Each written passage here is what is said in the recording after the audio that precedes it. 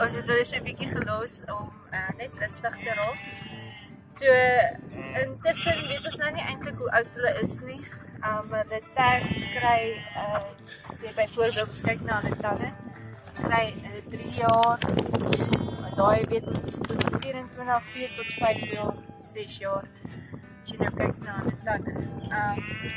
So ook gee ons Flucozol C, ons besig om vitamines te gee, vaksien hulle, Supervax en ook Poppyvax, ons blok hulle ook vir hartwater, ons dip hulle, en ja, miskien kyk ons nou maar nie oor, wie het spyt dan weer te kyk na die oor die wurms vererger of dit vererger. Maar hulle is vol van hierdie gidsgras, so jy moet nou maar jou dik handskoentjies dra, sodat jy nou nie seer kry nie.